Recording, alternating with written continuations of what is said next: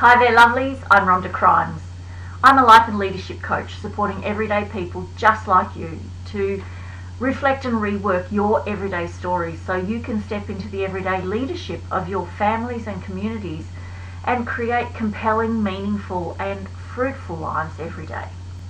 I'm really excited to be sharing this guidepost in my vlog edition from Brené Brown's book, The Gifts of Imperfection. As you'd know by now, I've been breaking the book up into bite-sized pieces with shorter videos so that you can watch or listen on the fly instead of having to find loads of extra time. But I still reckon having a copy in your own hands is the way to go. Today let's talk about the gifts of imperfection, cultivating intuition and trusting faith. Wow, here we are with the 5th of the 10 guideposts. I just love how they all overlay and interconnect and mesh with each other. They're not single threads, they're more like a beautiful, tightly woven fabric. Let's get on with it. Guidepost number 5, cultivating intuition and trusting faith. Letting go of the need for certainty.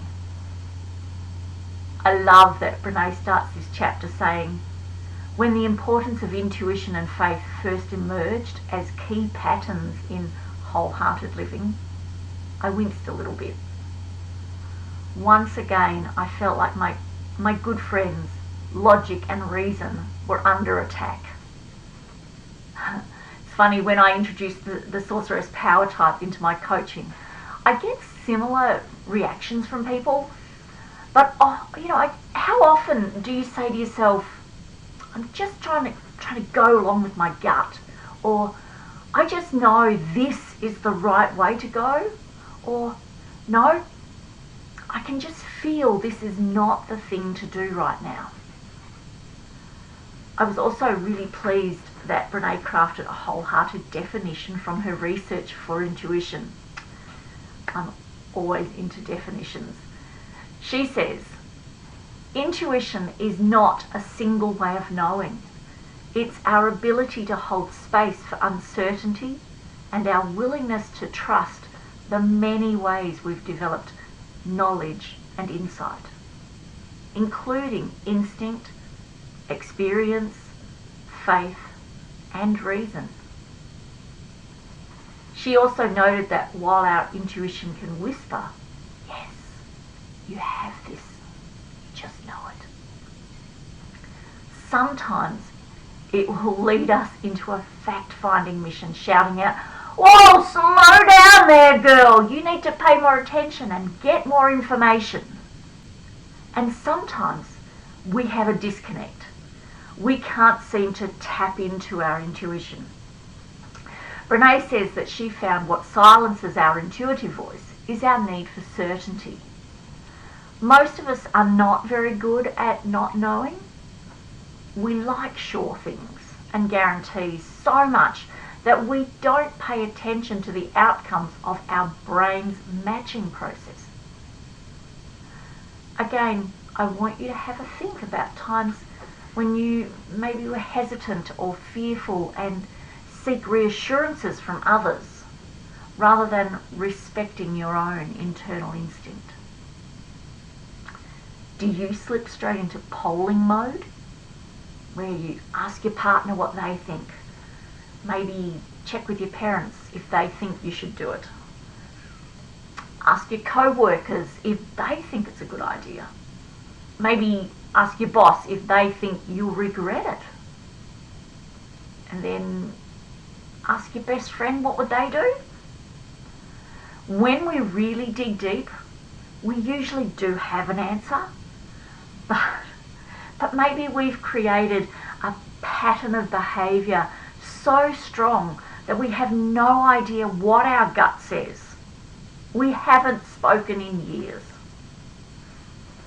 When we aren't in practice of respecting and trusting our own intuition, we become fearful to try, in case we screw up, in case we're humiliated, in case it's wrong, in case we become vulnerable.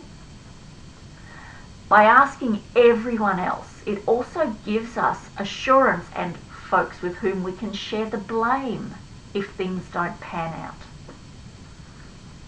Brené points out that since completing this research, when she finds herself going into surveying mode, she realises it's a red flag for her to check in with her own vulnerability about making a decision. Our need for certainty can also run interference by ignoring our intuition's warnings to slow down and take more time to decide, to gather more information, or to reality check the expectations around the situation. We say things like, I just can't keep thinking about this. It's too stressful. I'm just doing it. I don't care what happens. I can't stand not knowing. And then we rush headlong into some big decisions, ill-equipped, and maybe also because we're scared that if we do take more time, it might lead us away from fun, fast and easy, or going along with what everyone else thinks we should do. Brené tells herself, if I'm afraid to run the numbers or put pencil to paper, I shouldn't do it.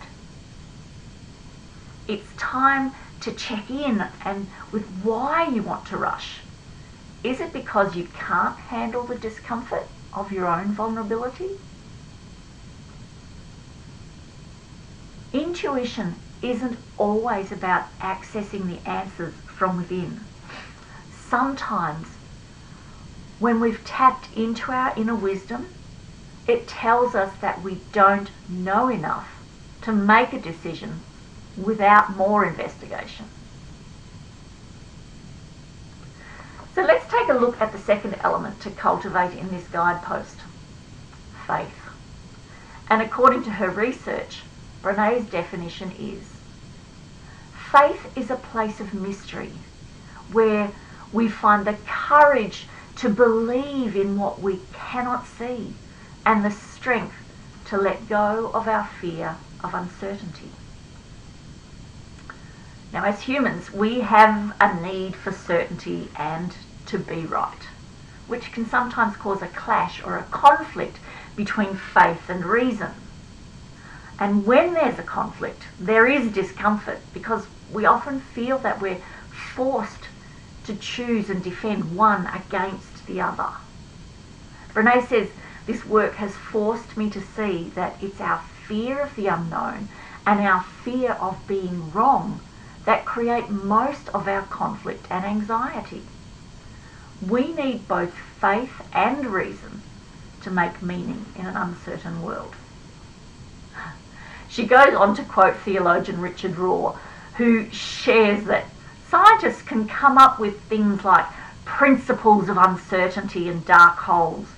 They are willing to live inside imagined hypotheses and theories.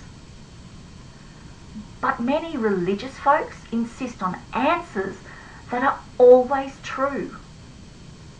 We love closure, resolution and clarity while thinking that we are people of faith. To live and love a wholehearted life requires believing without seeing.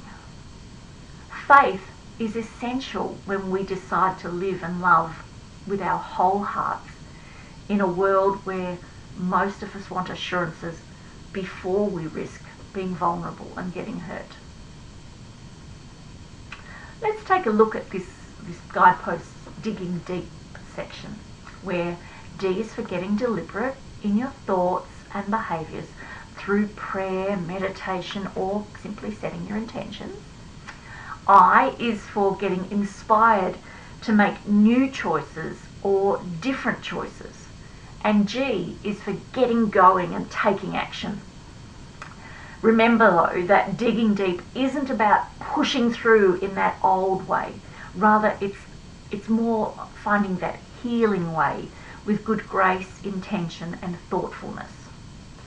So Brené says her D is to do whatever it takes to find a way to be still so she can hear what she is saying.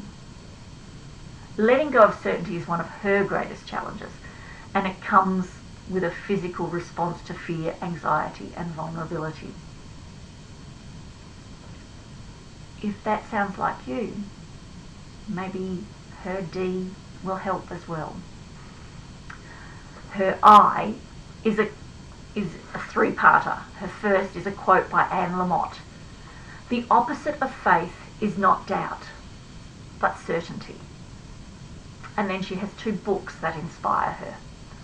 When the Heart Waits by Sue Monk and Comfortable with Uncertainty by Pema Chodron.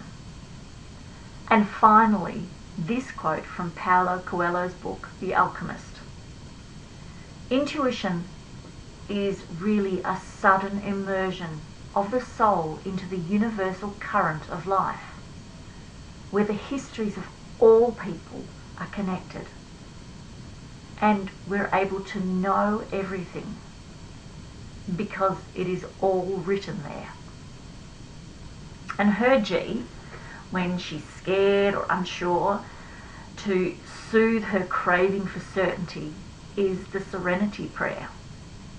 God grant me the serenity to accept the things I cannot change, the courage to change the things I can, and the wisdom to know the difference.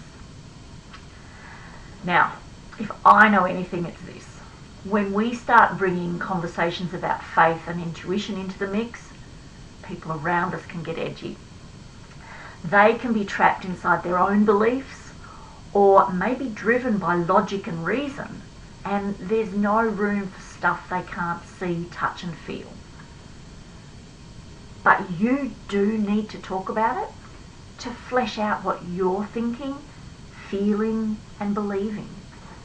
So I want to remind you that I created an A4 handout with 8 tips to help you choose someone safe that you can share your story with, using the gifts of imperfection as my guide, so that you can print out and use this as a ready reckoner.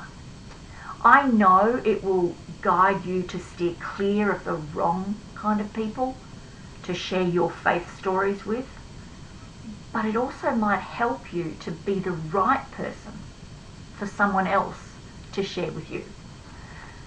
Simply click on the 8 story sharing tips link to get your free copy. So folks, this is my final vlog for 2020. I can't believe we're at the end of the year. In some ways it's been such a long year, and in some ways it's just fine. I guess it all depends on how you found yourself for that perspective. But just want to let you know, I'll be back with the next one on January 8, where we're going to get into guidepost number 6, Cultivating Creativity, Letting Go of Comparison. I think this is going to be a treat worth waiting for. But as always, if your now is not the picture that you've painted for yourself, and you'd like any help on this discovery path, or maybe something completely different that you intuitively know or feel isn't letting your true colours shine through, then please do get in touch with me. You can do it really easily. Just leave me a comment, send me a private message, drop me an email, or pop over to my Calendly online diary using the link I've provided, and we can set up an obligation-free curiosity call and just see if we're a good fit for each other. Much love till next time. Please stay safe and well, as joyful as you can manage, and I will see you in January.